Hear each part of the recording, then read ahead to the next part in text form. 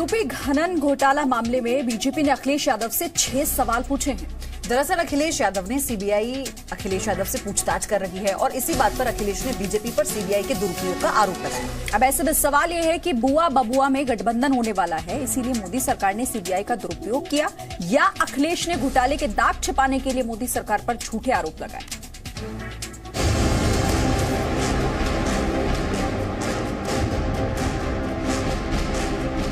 खनन घोटाले में सीबीआई एक्शन में आई और जांच की आंच यूपी के पूर्व मुख्यमंत्री अखिलेश यादव तक जा पहुंची। तो 24 घंटे बाद समाजवादी पार्टी की घबराहट सामने आ गई। बुआ के साथ गठबंधन की बात पर बबुआ गोलमोल जवाब देने लगे। गठबंधन के बारे में अभी मैं कुछ नहीं कहूंगा।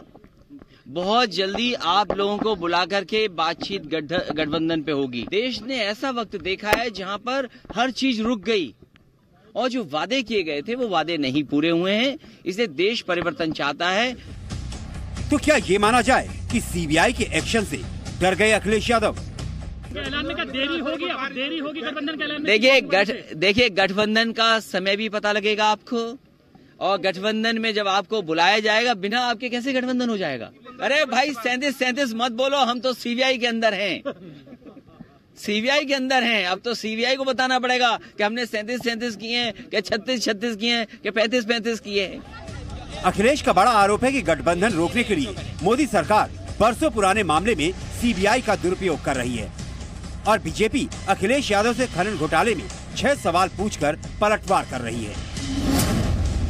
पहला सवाल, खनन के ठेके ई टेंडर से देने के नियम का उल्लंघन किया, ऐसा क्या अखिलेश यादव की जानकारी में हुआ? दूसरा सवाल, जिस समय खनन की लूट मची उस समय अखिलेश यादव खनन मंत्री थे या नहीं?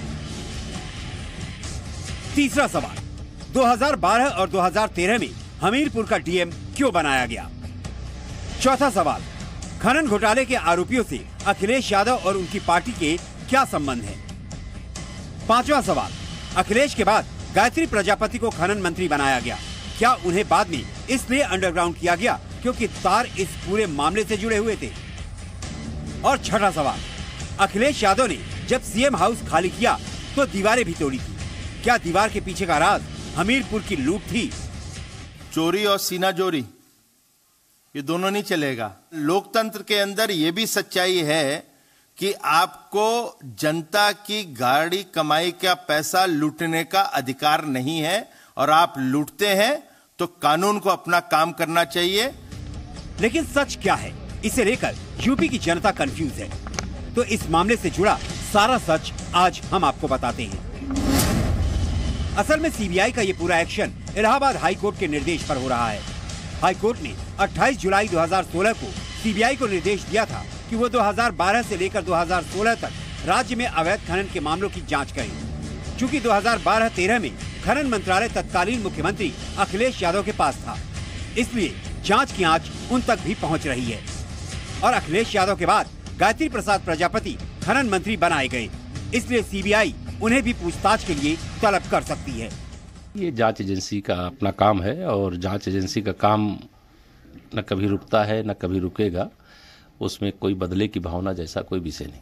लेकिन भारतीय जनता पार्टी को गठबंधन बने चाहे महागठबंधन बने, उससे कोई फर्क नहीं पड़ता है। जहां तक छापेमारी की टाइमिंग का सवाल है तो इस मामले में शामली कौशाम्बी में पहले ही एफआईआर दर्ज हो चुकी है और सीबीआई की ताज़ा कार्रवाई हमीरपुर जिले को लेकर हो रही है, जिसमें 2 जनवरी को एफआईआर दर्ज हुई थी। इसी के बाद 5 जनवरी को उत्तर प्रदेश दिल्ली में 14 ठिकानों पर सीबीआई ने छापेमारी की। अब ये सभी तथ्य जानने के बाद फैसला जनता पर छोड़ देना चाहिए कि वो इस मुद्दे को किस तरह से देखती है। क्या वो सीबीआई को महागठबंधन के खिलाफ मोदी का हथियार मानेगी या फिर इसे कानूनी कार्रवाई मानते हुए अखिलेश को घोटाले का दाग छिपाने का दोषी मानेगी? ब्यूरो रिपोर्ट, जी मीडिया।